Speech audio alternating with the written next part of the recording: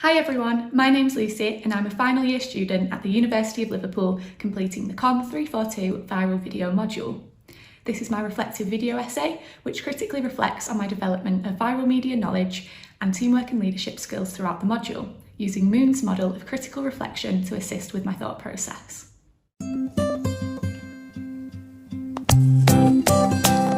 Thinking back to the beginning of the module, I've noticed that my knowledge has changed. When I started out, I thought that videos going viral were either down to luck or due to a social media account having a large number of followers. After learning about Burge's 6 principles of contagiousness in week 2, I can now see that there's a great deal of thought which can go into video planning and production, which increases the chance of virality. I applied Burge's steps theory to my travel vlog to help increase its contagiousness. For example, I spoke about staycations, which are very popular at the moment due to travel restrictions. I included triggers, such as reservoirs. I attempted to make the video cheerful and relaxed with some accidental aspects of humour. I advertised We Run Wild coffee shop and provided practical value by giving viewers a guide of what to do in Saddleworth. In my original video outline, I'd planned a Christmas theme, as I thought this would add to the social currency principle of the steps theory. However, the feedback I received from my module leader helped me to better understand that producing a video non-season specific will increase the year-round appeal of the video and broaden its reach and potential virality. I therefore decided against having a Christmas theme, meaning that viewers will more likely watch the video any time of the year. The steps theory helped me to achieve virality. For example, advertising Dovestone's holiday park and We Run Wild coffee shop incentivised them to share the video on their Instagram accounts, which increased its reach and the number of views it received. As Burge's steps theory was very helpful when planning my travel vlog, me and my team decided to use the theory when planning our group video in semester 2. This theory was particularly helpful in forcing us to think about how our video could be socially current and stimulate emotion, as it's more difficult to incorporate these elements into an e-learning video. We therefore decided on a game show theme, as online quizzes are very popular at the moment as a way to socialise from home, and as viewers can participate in the video, it stimulates emotions such as excitement and suspense. We were also able to tell a story throughout our group video due to its quiz show nature. However, I wasn't able to do this as well in my travel vlog. This may be why our group video achieved more views on YouTube than my individual video. Therefore, if a video meets all elements of Burge's steps theory, it may have a higher chance of virality. A strength of steps theory is that it provides specific guidance on what elements producers should include in their video to help increase contagiousness. Comparing this to other theories, such as social network theory, as discussed by Petrescu, it appears to be a much more practical theory. Although social network theory brings attention to the importance of strong and weak ties, and discusses how posting videos on social media will help increase virality because social networks encourage information sharing, it does not provide any practical guidance on how videos should be produced. I therefore found Burge's steps theory more helpful in understanding how to increase the virality of a video. However, when I compared the virality of my travel vlog with the e-learning video, my perspective of social network theory changed. For my travel vlog, I posted a 30-second reel to Instagram, whereas the e-learning video was only posted on YouTube.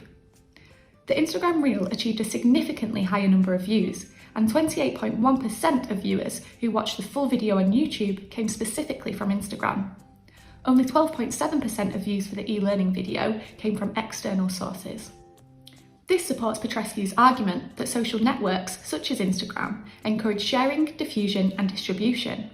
For example, posting the reel on Instagram allowed influencers with a large following to share the video and therefore increase its reach. There are therefore strengths and weaknesses to social network theory. To tackle the weakness of not providing any practical guidance, some constructive elements could be added. For example, recommendations on how to influence weak ties to share your content, or how to approach influencers and persuade them to share your video. This will provide a more complete theory on how best to utilise social networks to your advantage. When planning both my travel vlog and the e-learning video, I asked myself, how can I make my video as engaging as possible to my target audience?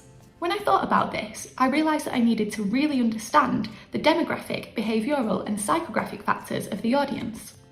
I therefore took advice from Kuhn and Lingwall's social media framework and undertook an audience analysis. This helped me to achieve virality because I included details in the videos which would specifically appeal to the target audience. For example, for my travel vlog, I found that my audience would be males and females between the age of 25 and 40 who enjoy the outdoors and most likely have a dog. I therefore made sure to regularly show my dog, Lola, in the video and speak about the walking routes you can do in Saddleworth. For the e-learning video, the audience is students thinking about studying communication and media at a university. We therefore decided to make the video informative, but ensure it was gripping and entertaining to show students that it's an interesting subject to study. Although both videos achieved varying levels of virality, Kieran and Lingwall's framework helped them to better appeal to their target audience. For example, my travel vlog received comments from dog owners, and our e-learning video received comments from students. I'll apply this learning in the future because from September I'll be starting a job as a commercial graduate, where I'll likely be helping with marketing activities such as running their social media pages. I'll ensure I fully understand the brand's target audience by conducting an audience analysis and produce content which is appealing to that market.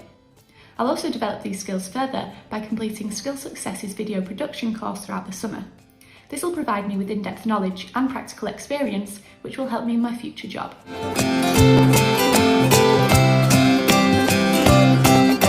In Semester 2, it was interesting to see how our group moved through Tuckman's stages of group development. In our first team meeting during week 1 of Semester 2, relationships were formed and a leader, myself, was established. We went through the storming phase during week 3.